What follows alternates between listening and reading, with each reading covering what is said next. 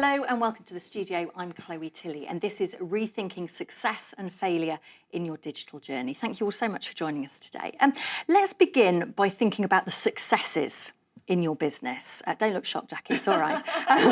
What would you say? Yeah, but let's think about that, sort of the successes on the digital journey so far. Who wants to start? Leon. I'll start. Okay, Jacqui, go ahead. Jump in there. Go. So I think, first of all, I think we need to recognise when you do digital transformation, roughly 80% of them do fail, right? And there's lots of lessons to be learned from that. And it comes back to how do you make it successful? So to make it successful, you have to deliver business outcomes, something that really makes a difference to the business. It's not necessarily the techie bit or the tech part. It's about how you're changing your organisation to provide a service. So successful ones, the question you actually asked me, sorry. We've just completely changed the product offering that we offer at Royal College of Art. So we've changed the master's programme. It's now run over 1 year instead of 2 years. That's a massive transformation. Digital is a massive part of that, but actually it's really changing the model. So to make that successful involves every part of the organisation. So when you talk about transformation, it's not just the techie, it's the business change, it's every part of the organisation understanding what you're trying to achieve and all being driven the same way with obviously tight timelines. So yeah, that's a quick overview. What about you, Danny?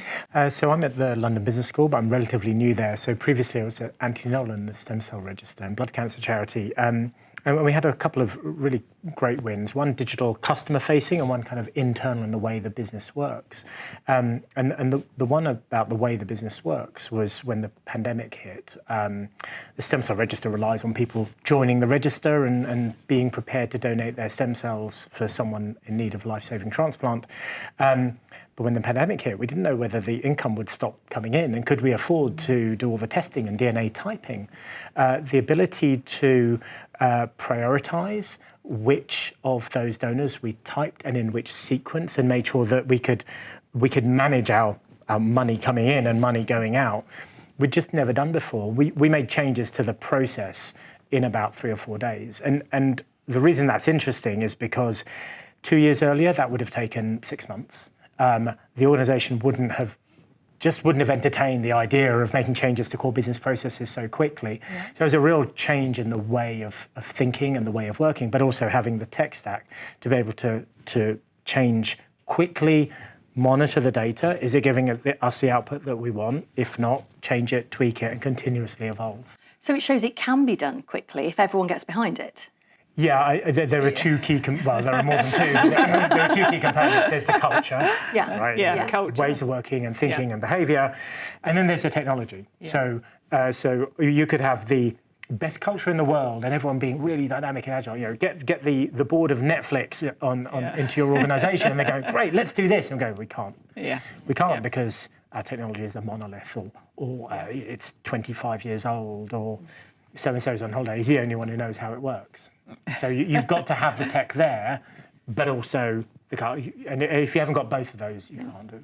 The pandemic helped us, though. I mean, it helped massively in everyone having to move to be online. So I think in a decade ago or before the pandemic, people wouldn't have understood how you can really transform an organisation to use technology to work remote, to work in different time zones, to actually do jobs that would have taken a decade to try and convince people. So I think that really helped technology. It's gone backwards, I think, a bit since then.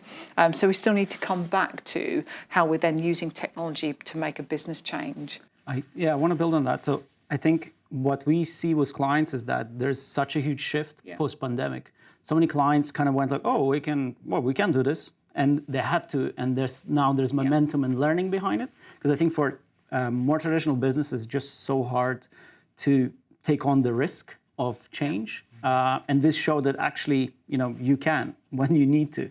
So there's this huge momentum that is, we find talking to clients going from, saying that digitalization or digital transformation is important to actually it being one of the top agendas for real. And that's a huge difference. And for ourselves as a business as well, so we're a consultancy business, digital product consultancy elsewhere, we moved working completely remote. So we're 100% remote. All of our tools and processes are digital. The way that we deliver value to our customers is changed completely we're so much in the digital space now, using remote collaboration tools, asynchronous working, all of that stuff. It's really kind of created the digital infrastructure for our business. And we see that kind of growing with clients at a much larger scale. It's very interesting. Robert, come on this. Just share your experiences. What's been successful in your business digitally? Certainly. I enjoyed listening to everyone else share their stories. Robert Sheesley, CIO, Wrench Group. Happy to join you today. I think one of the things that we were very successful with is this idea of process engagement, process engineering. So, our go-to messaging around our digital transformation, which really started in 2018 when I joined the organization as CIO, we focused predominantly on the employee in our business operations in 2018, 2019, and 2020. And then we turned our attention to digitizing the consumer experience, or digitalizing the consumer experience in 2021, 2022. Success has been the idea of process re-engineering or process redesign as it relates to moving manual or even some computing capabilities, but with disparate solutions and platforms onto core platforms. So the process component of that, and when I joined the organization, I brought in a process architect who has been wonderful and has really educated our business stakeholder on this idea of process re-engineering. As we deliver a new digital technology, and our go-to journey is stabilize, optimize, transform, disrupt. So we pick business lanes, right, or call them value journeys, and at any point in time, we may be in stabilize, optimize, transform, disrupt, depending on which journey we want to talk about. So I think the process component and the ability to redesign those processes and communicate to the business stakeholder community how their world will change with the introduction of new digital computing platforms has been very successful. So let's talk, we've spoken success, let's talk about missed opportunities or failures. What's the most likely reason for that to happen in your organisation? Jacqui, I mean, you mentioned culture, was that? Yeah, is that culture something? is a big thing. And also I think what you have to recognise is it's a journey, and that journey is different for every single individual in your organisation. So if you look at digital maturity, the expectation over where people are starting is all different. So you have to look at how you then do the transformation. And again, that's not really the technology side, it's how you're changing fundamentally what someone's role is in an organisation.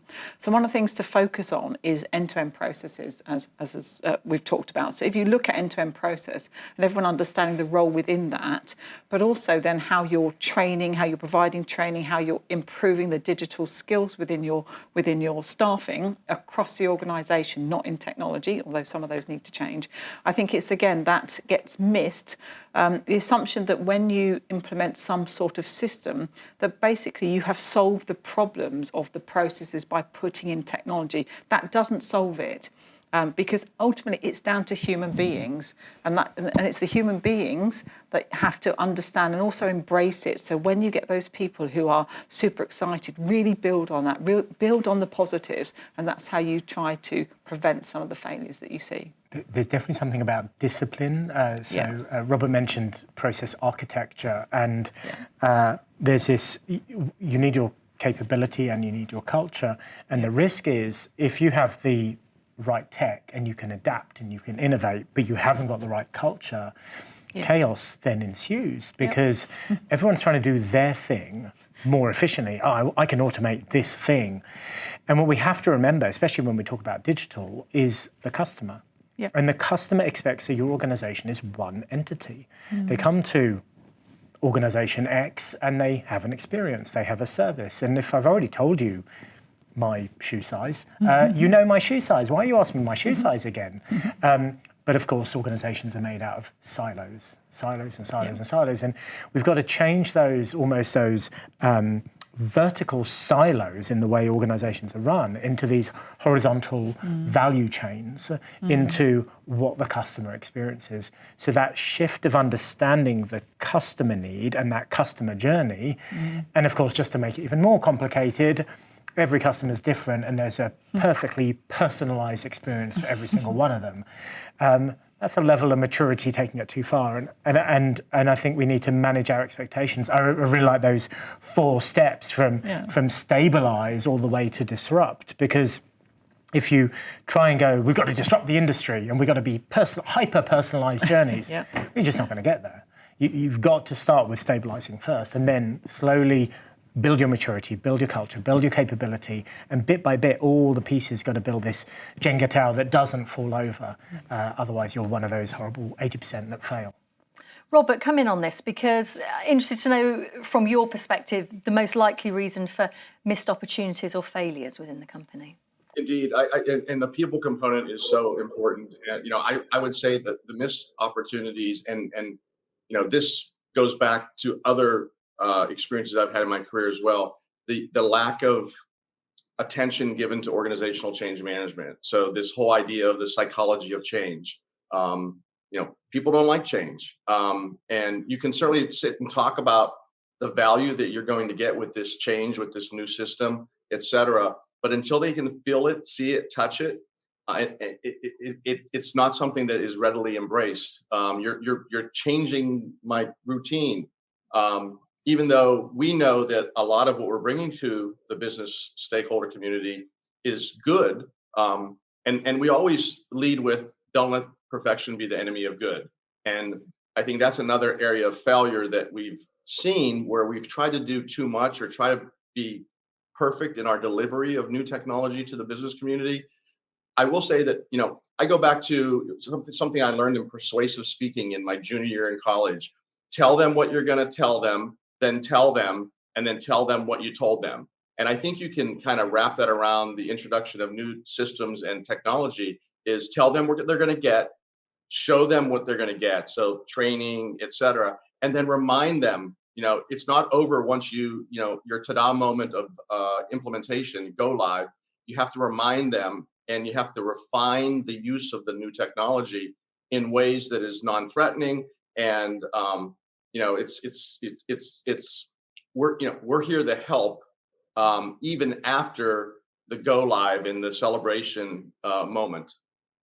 Leon, do you want to pick up? Yeah, that really resonates, because I think the 2 points made, one about kind of focusing the user, the other one is culture. And I think culture for me is commitment. It's commitment for the organization to really go for it and really stand for what needs to be done. And a lot of times it's that move away from focusing on the technology or the process to focusing on the customer. And I would argue as well, focusing on the internal user and treating them as a customer. Absolutely. So basically, what do these people actually need? Solve the problems that they have, give them tools that they love using. And then everything else needs to be aligned. And that's the commitment, because the customer doesn't care. He presses a button. He doesn't care that it rips through 3 systems or 4 systems. Nobody cares. They just have a bad experience, and you burn them and you lost money, or. So for an organization that is not used to doing that, and there's a lot of industries where it's a very difficult transition to say the customer comes first, which seems like an obvious thing. I think that's a super important area to focus on. I mean, we've touched on this slightly, but then as a technology leader, what does it tell you about the challenges involved in planning for the future and having a roadmap, if you like? So I think most of us will have roadmaps, because it's a thing now. So it's standard. People expect your roadmap. I think it's larger than having a roadmap. It's about understanding that it's continual change. That now the way we implement technology is very different to the way we used to implement it before. It would be a big bang, a massive implementation. Now it's more continuous development. So you start with a minimal viable product, MVP. People are now getting used to what that term is. You're starting using different language. But you start off with the basics and then start evolving that. So again, as an organisation, when you're looking at how you're using that as a service provider, how you have to get used to how it's continually changing the service you're providing. And ultimately, what does that mean to the member of staff, and what does that mean to your customer? You've only got to look at like Amazon. I mean, Amazon's making changes all the time. We don't get notified, just suddenly there's some new functionality on there. So adding functionality and features becomes normal, becomes what of someone's job is to get used to that change constantly. Robert, you're nodding. The MVP comment, that's something that we've adopted. We've even extended that to minimal shippable product, and added that to our lexicon. And I think what was discussed here and mentioned about the customer, right? Look, the voice of the customer is unique in all circumstances with respect to satisfying business needs and business requirements. For the longest time, and we're not at the level of maturity where I've introduced this yet, but this idea of business architecture, understanding the relationships between the business processes and capabilities and the technology that people are using. And then again, I think you have to show them. You have to show them before you deliver anything, whether that's some sort of simulated pilot project or it's even a logical view of what they are about to see and receive as a piece of technology and how that's going to change their world for the better. Yeah, one of our key principles is show, don't tell. So being able to show people what is going to be happening, describe it visually, let them play with it, let them try it. Yeah. It's a huge amount of learning there. I think it's it's a very important principle to make things more successful. We're trying to break behaviors that have been created over 30, 40 years based on legacy principles. So minimum viable product, for example, is always met with fear unless you've got a mature organization, because you've trained people to only ever get a delivery once. Yeah. So you say, I'm going to deliver you something without all those things that you really want. And they go, well, that's not good. That's not acceptable. I don't want that. And I said, well, every feature you add is going to delay it. And show, don't tell. The fact is, what you've got to do is you say, well, we could go live with this now. We're going to continue. Once they've started to experience that iterative, continuous improvement journey, they start to love it. Then the rest of the organization starts to look and go, we want some of that, because they expect you to deliver and run because you're delivering for them. I'm not sure they love it, Danny. No, they expect it. They don't love it. No, they love the continuous improvement. And they love it when they can eventually see it. That continuous improvement, they really do, genuinely. Yeah. So I think that's the other bit. And then the bit about the kind of the roadmap and what's going to come. Yeah. I don't know. It's my three favourite words in any board meeting. They go, well, how much is it going to cost? I don't know. And what's it going to look like? I don't know. When are you at least going to have no idea? Yeah. Let's just get through this year. This is the commitment from the business of being able to work within the constraints of technology. And it's just, it's impossible to understand something that is so complex. And organization needs to go through a growth period to go like, I'm okay with that. I'm going to be, I'm relaxed and I trust your... Well, and they know what doesn't work. So I find that when I say, have you had a plan before? Have you had a budget before? Did it deliver? No. Okay, so why do you think that plan I'm going to give you in the budget I'm going to give you is suddenly going to magically deliver when it hasn't delivered in the last 3 iterations? So let's just try it a little bit different. Let's commit to the change that you're trying to make, that vision, those outcomes, and let's invest. And then once you get a delivery, say, was that investment worth that change? If it's a yes, keep going. If it's a no, well, what can we do differently? And then once you get into the year 1, year 2, then it becomes business as usual. But that is hard to do. I do think it's changing the way we approach. Again, I'm thinking in my head, I have to speak to the finance director. They want to know how much money is needed. So again, that culture of trying to understand exactly what you're delivering, how much it's going to cost, and what the business outcomes are going to be is quite sort of looking at big change and looking at the scale of that. So again, that's changed. So I think what we're trying to do now is the design bit that you've talked about, where they can go and play around, happens early on. It's not after you've already built it and you've just got to get used to it. And that's now go and play and see if you can use it. Actually, when you're trying to design what the solution needs to be, that happens up front.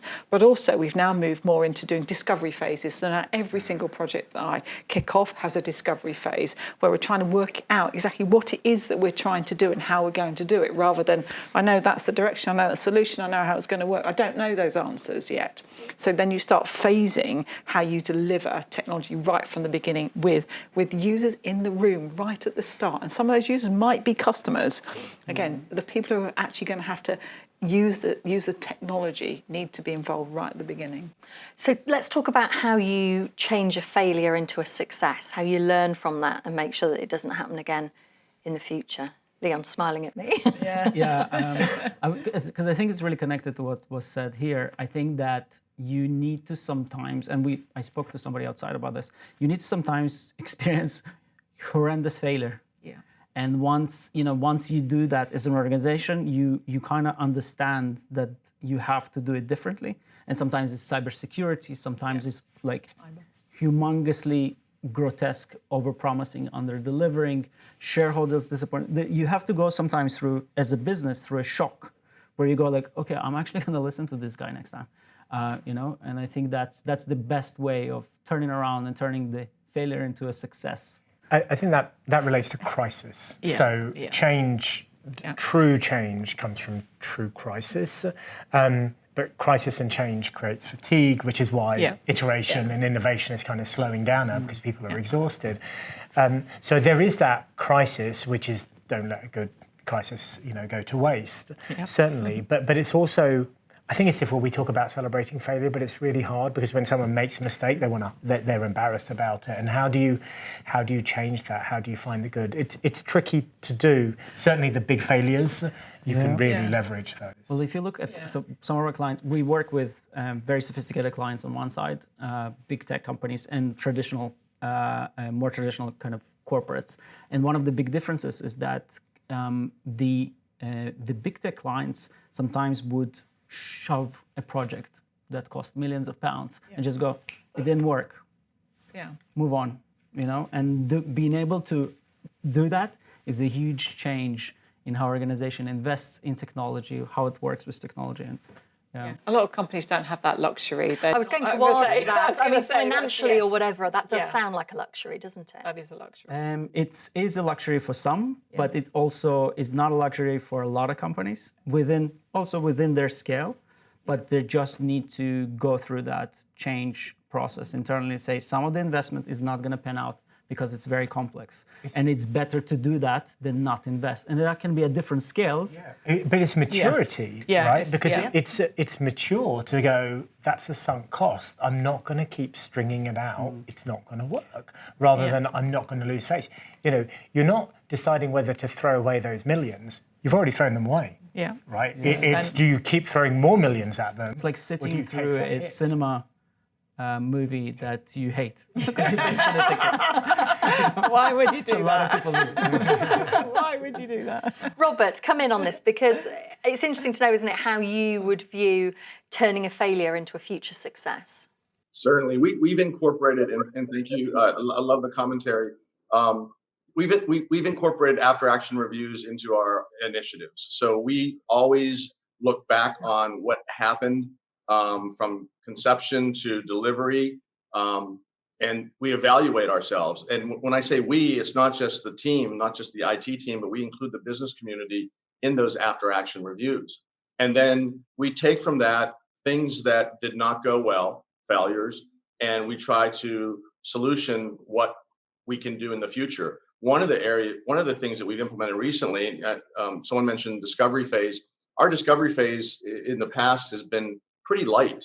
But one thing we discovered recently is we did a very thorough, my business architect did a very thorough process gap impact analysis or a process impact analysis, essentially analyzing the processes and documenting the impact those processes will have with the introduction of this new technology or system or data tool, what have you.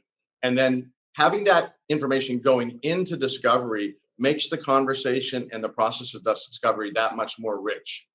We found that having that process impact analysis done prior to discovery gives us a lot more to talk about and going a level deeper during the discovery phase so that we have a greater sense of understanding of the scope. Someone mentioned the word commitment previously. Doing that has also translated that, strengthened that commitment from the business community because we're talking their language in a more intelligent way, knowledgeable way about their processes. Yeah, I do agree with that, but I do think we can do process design to death, and lots of times you understand the process. Some things fail because of data, so there isn't enough focus on getting underlying data accurate. So it doesn't matter how good your process design is if you haven't sorted out your underlying data structures and how to get it right first time, how you then do all your integrations. So a lot of processes fail because you don't have the right information coming through, whatever, it doesn't matter what process you've got, how many systems you're integrating. That's where I see a lot of challenges. So again, when you look at transformations, whatever they are with the complexities you've also got to look at how you're getting accurate information right at the start and how you're feeding that through all the different processes that you've then designed. That's a key thing. I concur with that. I think that's a really important thing, and thank you for sharing that. We have a work stream called data normalization in all of our projects. And what that means is making sure what was just stated, that the information that will be used by the new technology and the existing processes that will translate to the new processes or adapted processes, we have a work stream that's just focused on data normalization. I think also when we talk about failure, it's about, in order to normalize it, you don't want catastrophic failure, the space rocket blowing up going, there's a lot of learnings in that one. It's trying to make it smaller and smaller and smaller. So for example, you could do a project and then have a post-project review or a post-mortem or a pre-mortem, but that's big, that's heavy. You want those retrospectives on a continuous basis. I recently met a jet fighter pilot, Mandy Hickson, and she was saying every single flight she has ever taken, whether it's a training flight or a mission flight, every single one is followed by a retrospective. They land and they go, what happened? What went well? What could we do better next time? Every single time, because it absolutely normalizes, we could make that a little bit better. And I think once you make that a habit, then you don't have to worry about, oh, it's a failure, but it's a good thing, but it's a failure. And it just becomes normal going, how can we do it better next time? Yeah. Aviation industry is one of the top industries implementing that. The reason we fly so safely is because they've been doing that from, And even that goes wrong from time to time, which we I think it's easier in certain... For cultural reasons with Boeing. The last Boeing thing was a software disaster. So it was a software shortcut, basically, that the business would not wait for the solution to be done. Let's talk about what traditional organisations can learn from companies that have started a digital journey. And you look at the challenges which you've outlined over the last 20 minutes or so. What advice would you give to those traditional organisations that haven't started on that digital journey yet? Do you know what? I don't really think that, again, like post-COVID, I don't think there's many organizations left that haven't started something. The kind of the ones that did and didn't do anything before COVID, certainly post-COVID have moved through a piece of change. But I think one of the things to focus on, I think one of the very important things is metrics, being able to measure things. And this is, again, a huge cultural change. And what we see with the more sophisticated clients is that you can really look at a piece of UI being changed or a feature shipped, and you can trace it all the way up to the CEO. And that's a huge change of how organizations think about value, how it measures it, and I wish more organizations would do that. And in the end of the day, it's all profit or cost reduction, right? But it's being able to create those metrics going up. I think is super, super important to make some of these transformations more successful. I think we don't know how to measure. I mean, we don't know how to measure. So if you're looking at, and there are lots of sectors that don't have that information to start with, and we're in a similar sector. It's very traditional. It's been going for centuries. So again, if you look at the journey that organisations have to go on, at the moment where they're doing digital transformation around having to change the way they operate for COVID, that's done one thing. But again, understanding the metrics you need to have in place and how important the data is to be able to measure things, that's not seen as a top priority. It's really getting the basics in. So I think, first of all, you have to really understand what you're trying to do as a business. Technology is part of that, but also make sure you have technologists and business people together. You can't go away and design a business strategy and then go, oh, and I'll bring the technology people in, or I'll bring whatever. It needs to be together, and it's together that you get the innovation and the transformation. And if you work in partnership, you get one roadmap. There's a business roadmap that's got technology as an integral part of it. Yeah, I without repeating data, Yeah, data. fundamentally, but also knowing where you're going. So what does good look like? And I was going to say, when I started my career, the question you would ask yourself is, what would Jack Bauer do? Now you ask, what would Elon Musk do? Maybe not. What would Tesla do? How would Tesla address that problem? How would SpaceX address that problem? How would they think about it differently? How would they impact the value that's being delivered to the customer? Yeah, I think this is very interesting. The not having digital or IT as a silo, being it part of the business. And this is like, when I got my Tesla, I was like, this is computer on wheels. This is computer on wheels. Technology is completely embedded, digital is completely embedded in this fairly old-fashioned manufacturing. It's a computer with a car around it, isn't it? Rather than a Yeah. car with a computer. Yeah, it's a computer on wheels, and so many things are going to be computers on something. That's, I think, where it's all going, and businesses have to. You look at your mechanic now. Your mechanic has, completely changed skill sets to be able to service a car now. It's all electronics. Robert? So I think the question is what would you tell organizations that haven't yet started on this journey? And I concur. I think there are very few left because, a decade ago or more, some of the digital transformation capabilities were cost prohibitive for the small business or even the medium-sized business.